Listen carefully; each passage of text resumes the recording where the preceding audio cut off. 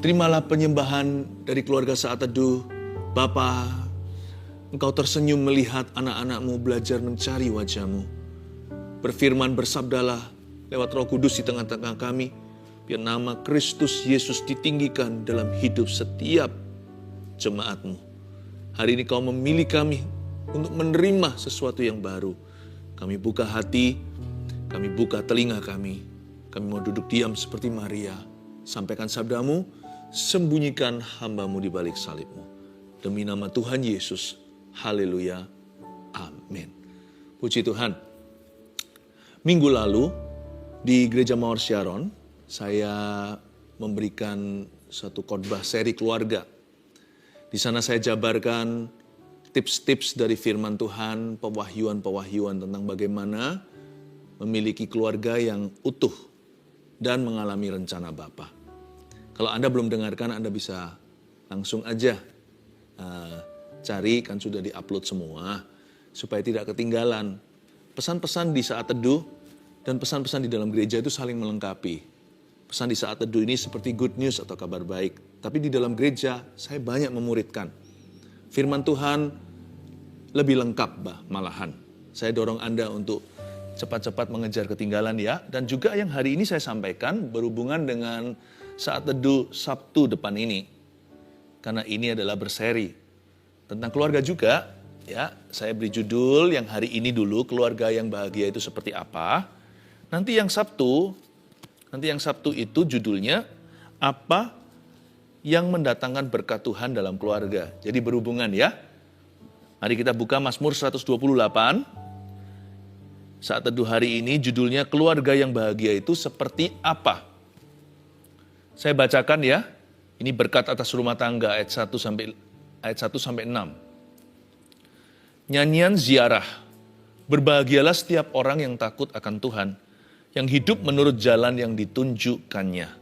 Apabila engkau memakan hasil jerih payah tanganmu, berbahagialah engkau dan baiklah keadaanmu.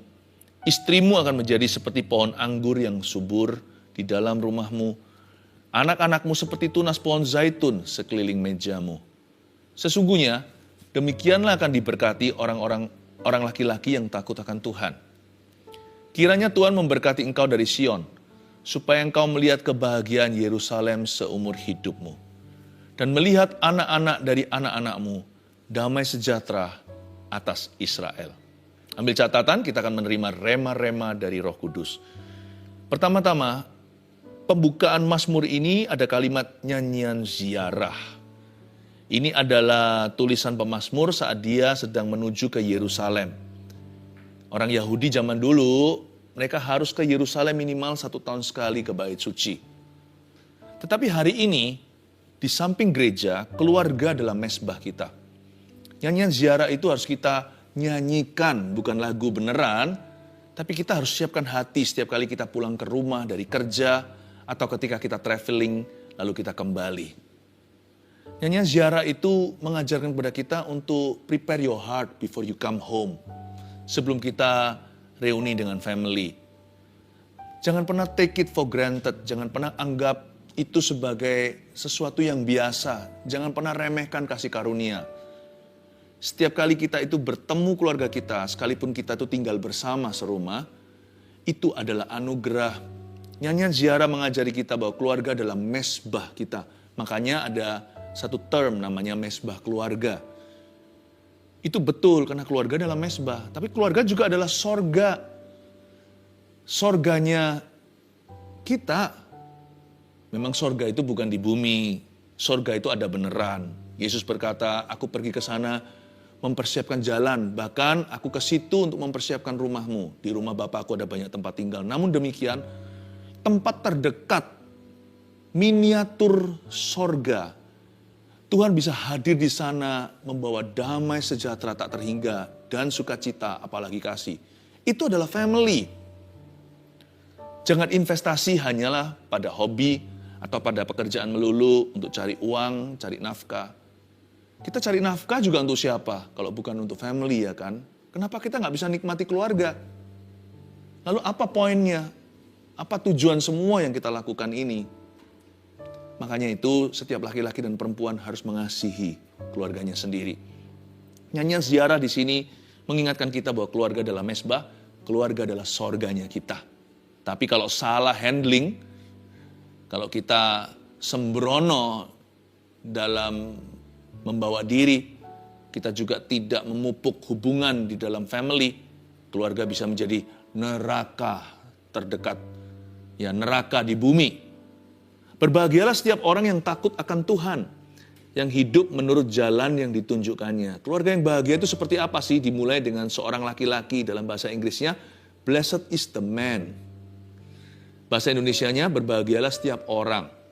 Ya, every member sih, setiap anggotanya. Tapi idealnya dimulai dari seorang ayah.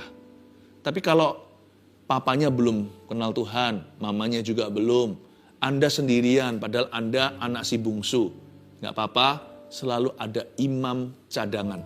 Tuhan itu punya seekor domba di setiap keluarga. Domba itu boleh merasa dia sebagai domba sembelihan, tapi sebenarnya kalau dia percaya pada Tuhan, dia adalah domba korban yang hidup. Barang siapa percaya pada Yesus, dia akan selamat, ia dan seisi rumah tangganya. Ya. Berarti itu posisi yang sangat istimewa. Jangan merasa kita itu sebagai korban dalam keluarga. Kenapa mereka tidak mendukung aku? Kenapa mereka tidak mendukung kerohanian? Kan mereka belum kenal Tuhan. Anda menjadi titik terang pertama di keluargamu. Berbahagialah sekalipun Anda si bungsu. Tapi lebih gampang untuk menangkan seluruh keluarga jikalau decision maker, jikalau kepala keluarganya sudah dalam Tuhan dulu. Papa mama dalam Kristus lebih besar chance-nya atau kesempatannya untuk putra-putrinya mengenal Tuhan dan juga mengikuti Tuhan seumur hidupnya. Berbahagialah setiap orang yang takut akan Tuhan. Tidak bisa ada kebahagiaan kalau tidak ada takut akan Tuhan. Karena takut akan Tuhan adalah permulaan segala hikmat dan pengetahuan. Bagaimana seorang suami tahu bagaimana harus menjadi suami? Kalau dia tidak takut akan Tuhan dulu, dia nggak punya pengetahuan bagaimana menjadi suami yang berkenan pada Tuhan. Bagaimana dia bisa atur rumah tangganya, menjadi pemimpin yang memadai, menjadi seorang spiritual leader kalau dia spiritually dead. Kalau dia mati secara rohani, bagaimana dia bisa menjadi pemimpin rohani? Permulaan segala hikmat itu adalah takut akan Tuhan. Hikmat itu yang membangun rumah. Tuhan dengan hikmat menata cakrawala dan alam semesta. Matahari di mana, bulan di mana, nggak pernah tabrakan ya kan? Musim hujan, musim kemarau, selalu bergantian. Untungnya air itu ada batasnya. Dia tidak suatu hari punya ide gila, ayo jalan-jalan ke kota. Tsunami namanya. Tuhan itu menata semua kosmos ini dengan hikmat-hikmatnya yang tersembunyi. Dan hikmat itu nggak perlu disembunyikan kalau kita cari Tuhan. Tuhan kan kasih kita hikmat bagaimana menata keluarga sendiri dan menata hidup sendiri. Selalu dimulai dengan takut akan Tuhan. Nggak bahagia kalau nggak takut dulu. Takut akan Tuhan itu bukan ketakutan. Takut akan Tuhan itu menomorsatukan Tuhan. Takut akan Tuhan itu berarti nurut dan dengar-dengaran. Takut akan Tuhan itu berarti ikut standar Tuhan, bukan Tuhan yang ikut kita. Berbahagialah setiap orang yang takut akan Tuhan. Dimulai dari takut akan Allah dulu sebagai permulaan segala sesuatu. Tapi takut akan Tuhan itu definisinya apa ya? Apakah takut akan Tuhan itu sebuah perasaan? Aku takut loh kalau aku mendukakan Roh Kudus. Iya sih, tapi nggak berhenti di situ. Perasaan itu hanyalah koma, selanjutnya harus diisi dengan kehidupan yang nyata. Berbahagialah setiap orang yang takut akan Tuhan, lalu lanjutan, yang hidup menurut jalan yang ditunjukkannya. Coba saya penggal yang tanggung kalimat itu. Yang hidup menurut. Menurut siapa? Menurut Yesus. Menurut jalan yang ditunjukkannya, akulah jalan, kata Tuhan. Akulah kebenaran, akulah hidup. Yang hidup menurut. Ternyata takut akan Tuhan itu is not merely a feeling, bukan hanya sebuah perasaan doang. Takut akan Tuhan itu is a life of obedience, suatu kehidupan yang komitmen untuk taat pada firman. Itulah takut akan Tuhan. Jangan percaya orang yang ngaku-ngaku takut sama Tuhan tapi perbuatannya berbeda. Ya, tidak mungkinlah pengakuan dan perbuatan kita itu saling melawan. Kalau kita takut akan Tuhan, buah-buah kita adalah buah-buah pertobatan dan kebenaran. A life of obedience. Sebuah komitmen, suka atau duka, sakit atau sehat, kaya atau miskin, saya ikut caranya Tuhan. Baru bisa bahagia kalau keluarga punya fondasi begini. Inilah fundamentalnya berkat atas rumah tangga. Tanpa ini, udahlah percuma semuanya. Makanya penyembahan berhala itu nomor satukan. Itu adalah dosa grade A. Kalau itu ada di hidup kita, berarti Tuhan nggak ada. Kalau Tuhan nggak ada, apalagi? Buat apa kita memperoleh segala sesuatu dan seluruhnya? Kalau kita kehilangan yang paling penting, yaitu nyawa. Kalau kita tidak mengalami keselamatan Tuhan, buat apa kita punya segalanya jikalau semua berakhir binasa? Ayat 2, apabila engkau memakan hasil jeripayah tanganmu, berbahagialah engkau dan baiklah keadaanmu. Keluarga yang bahagia itu seperti apa sih? Kalau ada karunia menikmati. Yang karunia menikmati itu nggak tentu materi, sebab berkat rumah tangga yang sesungguhnya itu bukan materi loh, tetapi rohani. Apabila engkau memakan hasil jeripayah tanganmu, berbahagialah engkau. Berarti itu menunjuk kepada kondisi hati. Sekali lagi, berkat yang sejati bukan materi, tetapi rohani. Apakah kerohanian itu? Kerohanian adalah kondisi hati di dalam diri orang itu yang gak kelihatan dengan mata jasmani. Kelihatan nampaknya mungkin di luar bling-bling punya segala sesuatu, silau sekali. Tapi hatinya kosong, hampa buat apa? Makanannya wagyu yang paling mahal. Ya. Makanan yang paling sophisticated, yang paling lengkap. 9 macam sekaligus dinner satu orang. Buat apa kalau hatinya diisi dengan kekhawatiran dan kegelisahan? Apabila engkau memakan hasil jeripayah tanganmu, makan tidak buat bahagia, berbahagialah engkau. Itu yang buat bahagia, kondisi hati yang penuh dengan damai sejahtera. Dan baiklah keadaanmu. Karunia menikmati. Itu yang saya sebut sebagai fruit of your labor and a satisfied heart. Hasil jeripayah tangan kita, tapi hati kita bisa puas menikmatinya. Saya sih punya satu prinsip dalam keluarga kami ya. Nggak peduli makan apa, makan banyak atau sedikit, makan biasa atau mewah. Pokoknya kalau sudah waktunya makanan dihidangkan secara halal di atas sana, bukan nyolong atau mencuri makanan orang. Saya dan keluarga saya gandeng tangan. Minimal saya dan istri selalu bergandengan tangan. Saya dorong keluarga Gereja Mawar Sharon. Dahulu pernah saya khotbahkan. Kalau suami istri pas doa makan gitu, gandengan tangan aja nggak apa-apa. Nggak usah malu di depan anak, di depan waiter mungkin kalau kita di restoran. Jangan, saya gandengan tangan. Jadi kalau saya di luar sana lihat yang gandengan tangan itu mungkin itu adalah jemaat Gereja Mawar Sharon. Sekarang keluarga Saat Teduh ya, saya dorong yang sama. Ya saya selalu punya kebiasaan dari sejak saya menikah. Kami, saya dan istri selalu pegangan tangan waktu kita doa berkat makan. Ya, siapapun yang doa saya selalu begitu. Dan kadang-kadang dengan seluruh keluarga, dengan anak-anak juga gandengan tangan begitu. Kita say grace, ucapkan terima kasih untuk rezeki yang Tuhan beri. Waktu saya makan, waktu kami makan, kami tidak iri dengan makanan orang sebelah kok. Kecuali kalau di restoran, kok enak ya kelihatannya, itu apa Pak? Gak apa-apa, tapi gak ada iri, cuma mau order aja. Tapi gak pernah hati kami itu tertuju, jarang sekali pula kami itu melirik ke meja orang lain. Tapi yang pasti, saya tidak pernah iri dengan rezeki tetangga. Gak pernah. Karena yang penting itu kita nikmati bersama, yang penting hati kita itu nikmat dalam Kristus. Gak kekurangan apa-apa, Tuhan adalah gembalaku, takkan kekurangan aku. Apa yang dari Tuhan itu yang terbaik. Saya kasih ilustrasi makan, lebih dari makan. Berkat apapun di hidup ini termasuk yang materi, jangan pernah cemburu maupun iri. Apa yang dari Kristus untuk kita hari ini, berikan pada kami hari ini makanan kami secukupnya. Atau berikan pada kami hari ini rezeki kami. Yang dari Kristus hari ini untuk kita dan untuk keluarga kita, itu adalah the best for us. Itu yang terbaik. Nggak pernah ngiri saya. Oh orang lain punya ini, punya itu, punya mobil itu. Nggak pernah. Dan waktu kami makan, waktu kami bersama dengan family, kami merasa seperti keluarga yang paling kaya di dunia. Karena kami punya Kristus. Dan Kristus memelihara. Apapun yang dari Tuhan, we have a satisfied heart. Hati kami puas. Itu karunia menikmati. Nah, saya juga gak pernah, jarang sih kalau makan itu terus foto-foto apa segalanya. Jarang juga. Emangnya mau tunjukin siapa? Makanan itu kan nanti keluar di jamban. Ya kan? Semua makanan itu nanti jadi terakhirnya jadi jelek. It's not what enters your stomach, bukan what enters your body, bukan apa yang masuk ke badanmu itu yang menguduskanmu. Tapi apa yang keluar dari hatimu. Karena itu jangan iri sama berkat orang lain ya. Keluarga yang bahagia adalah keluarga yang satisfied hatinya. You can only be a happy family if you have a satisfied heart in your family. Kalau kita punya hati yang puas dalam keluarga kita, dalam Kristus. Praise the Lord. Istrimu akan menjadi seperti pohon anggur yang subur di dalam rumahmu. Istri dulu. Istri disamakan dengan apa di sini? Coba ingat-ingat. Seperti pohon anggur yang subur.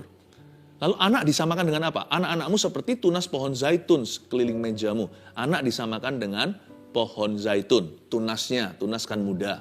Sekeliling mejamu. Memang betul sih, ini ayat 3 ini kebudayaan Yahudi menganggap semua orang pasti menikah. Sebenarnya dalam tradisi orang-orang Yahudi, zaman dulu lebih kolot daripada zaman ini. Jewish young people, Jews must marry at the age of 18. Orang-orang Yahudi harus menikah di usia 18 tahun, nggak boleh lebih dari 20. Mereka punya satu keyakinan, kepercayaan kalau lebih dari itu sangat mudah untuk mereka hidup di dalam dosa. Tapi kekristenan memberi sebuah ide baru. Ya, lewat Paulus dalam tulisan-tulisannya, perkembangan Injil berikutnya, Paulus menambahkan dalam inspirasi Roh Kudus bahwa singleness, bujangan asal dalam kekudusan, dalam tujuan-tujuan ilahi Tuhan, menjadi seorang yang single dalam Kristus itu utuh. Ya. Jadi singleness could be a calling too. Bahwa menjadi orang yang bujangan, seperti Paulus seumur hidup pun, itu juga bisa jadi panggilan dari Tuhan. Tapi jangan takut ya di sini yang belum dapat jodoh. Waduh, celaka aku. Berarti aku dipanggil single forever. Kayaknya sih enggak sih. Orang-orang yang terima panggilan itu bisa menerima keadaan itu. Mereka okay to marry, tapi mereka juga kayaknya lebih okay kalau mereka single. Mereka nggak apa-apa tuh. Ya, nggak tentu. Kalau saya ngomong begini itu jangan takut ya, yang belum dapat pasangan hidup. Malah saya doakan supaya semua, minimal hampir semua akan mendapatkannya. Christianity gives a different idea. Makanya kalau saya baca ayat 3 ini jangan pernah kita merasa, wah ini ayat ini saya pakai nanti untuk menuntut Tuhan. Aku pasti punya istri ya, atau aku punya suami, dan anak-anakmu seperti tunas pohon zaitun. Anak nggak cuma satu, anak beberapa, sekeliling meja lagi. Coba lihat, meja itu kursinya ada berapa? Ya, meja kota aja minimal ada kursi 2 ekstra kalau papa mama sudah di sana. Berarti 4 kan? Kalau mejanya lebih lonjong, kalau yang bulat besar, wah banyak sekali anak. Aku sampai hari ini menikah sudah 9 tahun, belum dikaruniai 1. Sekarang umur juga sudah hampir 40. Wah kita marah-marah sama Tuhan. Jangan lupa ya, ayat ini menunjukkan kepada kita the desired blessing atau berkat yang mereka harapkan orang-orang Israel doakan. Jadi kalau Anda belum dapat, kita berdoa, tapi jangan menuntut Allah. Sebab saya melihat ada pasangan-pasangan yang tidak punya anak atau keturunan, mereka dikasih anak-anak rohani yang banyak. Atau ada juga yang diberikan Tuhan keberhasilan untuk mengadopsi. Luar biasa loh, Tuhan itu punya berbagai macam cara. Ada seorang teman saya, orang keturunan bangsa lain, bukan orang Indonesia, di negeri barat. Dia punya keputusan sekalipun bisa punya keturunan sendiri, nggak ada masalah, no problem mereka. Dan mereka mengambil keputusan adopsi 5 anak dari mancanegara. Ya. Dan dia berkata gini, sebelum kami bisa punya anak sendiri, setiap anak harus punya keluarga. Jadi dia punya panggilan sepertinya untuk dia ambil anak-anak yang terbuang tadi daripada dia lahirkan sendiri. Saya nggak tahu lah, setiap orang punya imannya sendiri, yang ini nggak mempengaruhi keselamatan, yang ini kan bicara soal pelayanan atau ministry.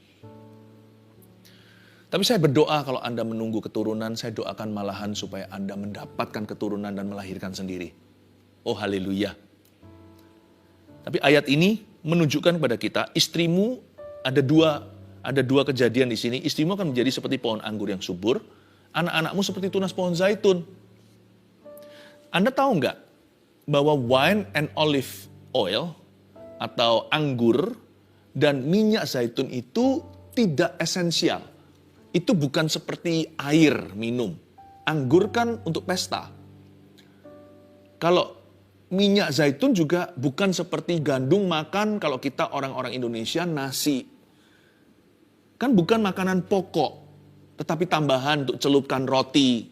Ya, dan untuk berbagai macam khasiat yang lainnya juga ada. Tetapi kan nggak ada itu juga orang bisa hidup. Maksudnya apa? Kalau kita mau keluarga kita bahagia, jangan kasih minimal. Janganlah minimalis dalam kasih. Janganlah minimalis dalam perbuatan baik. Janganlah minimalis apalagi asal-asalan kalau mau berbakti. Kalau kita mau komitmen pergi berlibur, yang profesional sekalian, jangan liburannya itu setengah-setengah gentayangan dengan kerja. Atau kalau kita mau betul-betul, kalau kita sedang berada di rumah, janganlah pikiran kita itu gentayangan di luar sana, di tempat kerja. Nanti kalau di kerjaan juga janganlah gentayangan ke rumah. Maksudnya jangan minimalis dalam komitmenmu. Apapun yang kau berikan untuk keluargamu, give your best as if to Christ. Berikan terbaik seolah-olah kepada Kristus. Ingat ya, di awal-awal dikatakan nyanyian ziarah keluarga dalam mesbah. How you treat your family members, bagaimana kita memperlakukan anggota keluarga kita, itu juga mencerminkan bagaimana Anda memperlakukan Yesus Kristus. Dari sini kita tahu bahwa kita harus abundant, kita harus melimpah dalam komitmen, dalam perbuatan benar, perbuatan baik, dalam kasih, memberi pujian kepada keluarga. Kalau kita minta maaf itu yang sungguhan, jangan, ya sudah, minta maaf, ya udah maaf, oke. Udah lo ya, jangan marah lagi. Nggak gitu, kalau kita mau minta maaf, sungguh-sungguh, jangan separuh hati. Tidak boleh munafik juga, harus tulus mengucapkannya kalau memang kita salah, ya kan? Kalau kita mau berkata I love you, lihat matanya, baik itu kepada pasangan maupun anaknya. Eye to eye, heart to heart. Jangan cuma ya I love you, ya, pokoknya ya cinta. Enggak, tapi sungguhan taruh segala sesuatu, I love you. Jangan minimalis, maksimalkan. Sebab wine and olive tidak esensial, tapi tambahan. Justru itulah kelebihannya. Yang membuat beda, yang membuat suasana waktu perkumpulan, itu beda karena di meja dihidangkan oleh tuan rumah olive oil. Itu kalau kita masuk ke rumah orang lain dihidangkan anggur, minyak zaitun, itu berarti the host really appreciates you. Itu berarti sang tuan rumah sangat menghargai Anda. Itu kebudayaan Timur Tengah. Hargai keluargamu. Buat mereka merasa mereka berharga. Jangan asal-asalan dalam dedikasi. Sesungguhnya demikianlah akan diberkati orang laki-laki yang takut akan Tuhan. Kalau tadi ayat sebelumnya berbahagialah setiap orang yang takut akan Tuhan, sekarang lebih spesifik. Inilah spesifikasi. Sesungguhnya demikianlah akan diberkati orang laki-laki yang takut akan Tuhan. Yang cowok ya saya bicara semua, baik yang sudah menikah maupun masih bujangan. Papa, hai ayah, imam. Papa atau ayah adalah imam dalam keluarga. Catat di dalam rohmu. Jangan hanya di catatan. Catat mulai sekarang. Papa itu imam dalam keluarga. Berarti kalau saya adalah imam dalam keluarga, sekalipun saya punya istri, punya anak, saya harus membangun hubungan kerohanian dengan mereka. Berarti dengan kata lain, istri saya juga adalah anak rohani saya. Kalau saya imam dalam keluarga. Anak-anak saya juga anak-anak rohani saya. Makanya saya harus bangun hubungan kerohanian dengan mereka. Makanya papa harus ucapkan firman dan harus mendoakan. Nggak bisa hanya jadi ayah kandungnya. Atau jadi pengasuh saja atau pemberi makan, bayar uang sekolah, kasih duit melulu. Papa adalah imam dalam keluarga. Ini Alkitabiah. Abraham itu dipanggil bapak sama Sarah. Dan Abraham menyebut Sarah sekali, hai anakku. Bukan Abraham terlalu tua. Ingat kalau usia mereka sih unda-undi. Memang jarak sih usianya. Tapi nggak lebih dari 10 tahun. Waktu Abraham umur 100 punya anak 90 si Sarah. Nggak sampai usia satu generasi lampauannya. Loncatannya itu dekat. Jauh lebih tua, tapi nggak setua papa. Tapi pernah sekali di perjanjian lama, di kitab Kejadian, Abraham menyebut Sarah, my daughter. Makanya itu cowok mesti ngalah. Saya ngomong begini, saya ngomong begini mungkin nggak tahu, mungkin jadi ini ya, membuat beberapa pria jadi resah. Tapi saya percaya itulah Alkitab, tidak bisa ditawar meskipun tidak ditulis secara jelas-jelas begitu. Tetapi sekalipun ini keluar dari hati yang menafsirkan dari prinsip firman Tuhan, kalau hati kita benar, kita tahu ini dari Tuhan. Laki mesti 80% ngalah sama perempuannya. 80% itu 5 kali gegeran, 4 kali you ngalah. Sekali ya sudahlah, ya sudah kita ngobrol gimana, tetap ujungnya juga harus ngalah. Ya. Meskipun tapi ya saya tidak berkata gini berarti kita menghalalkan kesalahan. Kalau salah ya tetap harus konfrontasi ya. Tidak boleh avoiding konflik gara-gara kita mau pokoknya udah peace deh, damai-damai, nggak mau rame lalu kita tutup sebelah mata terhadap kejahatan juga nggak boleh ya. Ayub pun menegaskan kepada istrinya, tidak boleh kutuk Tuhan sesuai yang disarankan. Makanya itu hati-hati siapa yang kau nikahi. Makanya masih bujangan jangan sembarang cari pasangan. Yang cowok jangan sembarang cari pasangan, yang cewek juga jangan cari pasangan. Karena laki-laki yang takut akan Tuhan itu berharga dan langka. Tapi di dalam gereja Mawar Sharon dan keluarga saat itu saya percaya semakin banyak pria yang demikian dimultiplikasikan oleh firman. 30, 60, 100 kali ganda itu bukan bicara tentang berkat materi, tapi pria-pria yang berani, yang takut akan Allah bermultiplikasi dalam sebuah komunitas ilahi.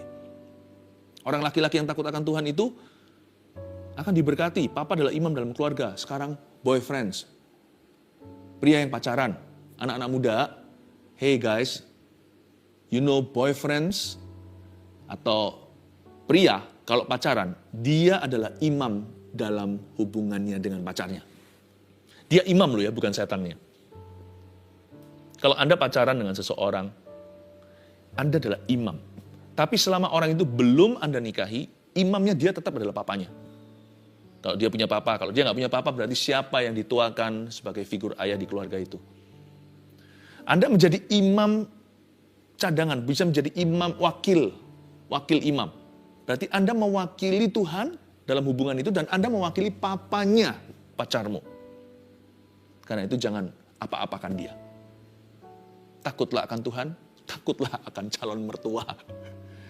Harus begitu yang sehat. Kiranya Tuhan memberkati engkau dari Sion, supaya engkau melihat kebahagiaan Yerusalem seumur hidupmu. Dan melihat anak-anak dari anak-anakmu, karena Tuhan ingin memberkatimu. Oh itu kabar baiknya, God wants to bless you. Yang namanya berkat anak cucu itu ada nggak? Ada. Kamu akan melihat anak-anak dari anak-anakmu. The blessing of God comes with longevity. Berkat Tuhan itu selalu datang dengan berlama-lama. Tuhan itu maha langganan. Kalau bicara tentang kasih karunia. Tuhan mau jadikan Anda pelanggan tetapnya untuk terima berkatnya. Dan melihat anak-anak dari anak-anakmu. Damai sejahtera atas Israel. Kalimat terakhir ini indah. Shalom peace to you. Yang artinya tidak ada yang hilang, tidak ada yang patah. Dalam rencanaku atas hidupmu. Hai pria dan wanita yang takut akan Allah. Keluarga-keluarga, Tuhan bermaksud berniat untuk memberimu damai sejahtera. Saya kasih 3 poin sederhana sebagai rangkumannya. Keluarga yang bahagia itu seperti apa? 1, yang kepala keluarganya takut mendukakan roh Allah. Ini berlaku juga untuk pria-pria yang belum menikah, latihlah dirimu untuk takut akan Tuhan. Karena yang dibutuhkan oleh seorang laki-laki dan dibutuhkan oleh keluarganya suatu hari nanti adalah godly leadership atau kepemimpinan yang takut akan Tuhan. Jadi keluarga yang bahagia itu seperti apa? Bukan yang kaya raya, yang punya mobil mewah, yang asetnya di mana-mana. Itu hanyalah bonus. Boleh ada, boleh enggak. Tapi yang satu pasti tidak bisa di-bypass. Yang kepala keluarganya takut mendukakan roh Allah. Itulah keluarga yang bahagia. 2, yang istrinya penuh kasih dan kaya dalam perbuatan baik. By the way, supaya Anda dan saya mengerti ya, pohon anggur di sana itu bicara tentang love.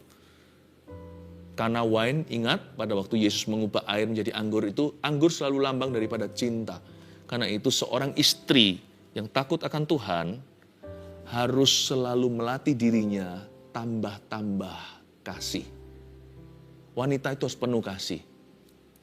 Wanita harus penuh kasih, saya ulang lagi.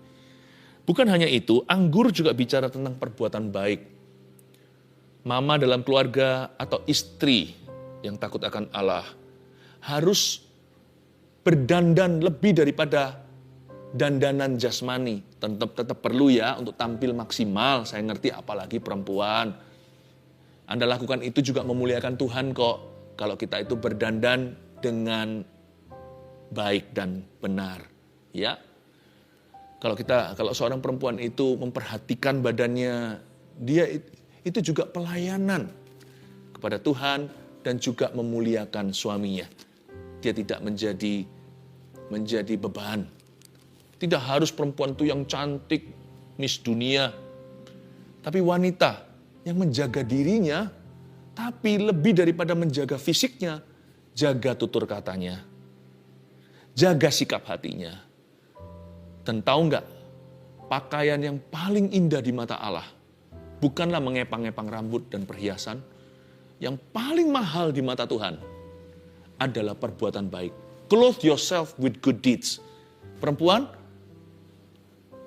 kenakanlah pakaian ini. Jubah ini yang paling mahal. Pakailah perhiasan rohani. Biasakan dirimu berbuat baik dan perbanyaklah perbuatan baikmu itu. Misalnya kalau di rumah ada kelebihan makanan, kirim-kirim ke teman. Pokoknya suka berbagi, suka memberi, suka memperhatikan. Bukan hanya anaknya saja. Wanita seluruh dunia pasti cinta anaknya sendiri. Tapi belajar juga peduli sama anak orang lain, keluarga orang lain. Perbuatan baikmu itu akan mengundang berkat Tuhan datang ke rumah tanggamu, bahkan ke bisnis suamimu. Perbuatan baik Anda, kemurahan hati, kebajikan itu akan menjadi pelita terang yang menerangi seluruh rumah tanggamu. Ada sukacita yang tidak bisa digambarkan ketika berkumpul bersama dengan keluargamu. Akibat perbuatan baik Anda, sukacita itu akan mengikuti masa-masa Anda bersama dengan family sendiri. Itu yang disebut anggur. Jadi keluarga yang bahagia adalah yang istrinya, yaitu mama, penuh kasih dan kaya dalam perbuatan baik. Perkaya dirimu dengan kebajikan kemurahan untuk orang lain. Yang ketiga, yang anak-anaknya bertumbuh dalam kebenaran firman. Tuliskan. Itulah keluarga yang bahagia. Anak-anak tadi disebut sebagai tunas pohon zaitun. Pohon zaitun tidak sama dengan rumput. Rumput itu hari ini ada, besok dia sudah layu. Pohon zaitun itu perlu waktu untuk bertumbuh. Nggak bisa langsung dipetik buahnya. Tapi kalau sudah bertumbuh, dia bisa lama. Pohon ini bisa sampai ratusan atau ribuan tahun. Pohon zaitun ini nggak main-main. Pohon zaitun ini adalah pohon yang bisa memberikan hasil yang sangat-sangat menguntungkan nantinya setelah tahunan. Bahkan kadang-kadang bisa 40 tahun baru dia menghasilkan buah-buah yang maksimal, minyak-minyak yang paling murni. Anak kan juga begitu kan? Waktu masih kecil dia merepotkan. Tapi kalau Anda tekun mendidik dia dalam takut akan Tuhan, dalam hikmat-hikmat dan doa, anak itu nanti bertumbuh besar, tunggu dia nanti. Ketika dia mulai dewasa 20, 30, 40, semakin matang, semakin murni. Dari dulunya merepotkan, nanti akan membuat hidup Anda ringan. Anak yang bijaksana meringankan hidup ayah ibunya. Anak-anakmu seperti tunas pohon zaitun di sekeliling mejamu. 1, 2, 3, keluarga yang bahagia itu seperti apa? Yang kepala keluarganya takut mendukakan roh Allah. 2, yang istrinya penuh kasih dan kaya dalam perbuatan baik. 3, yang anak-anaknya bertumbuh dalam kebenaran firman. Saya percaya Anda diberkati. Amin. Mari kita sama-sama kembali menghampiri tahta Allah. Haleluya.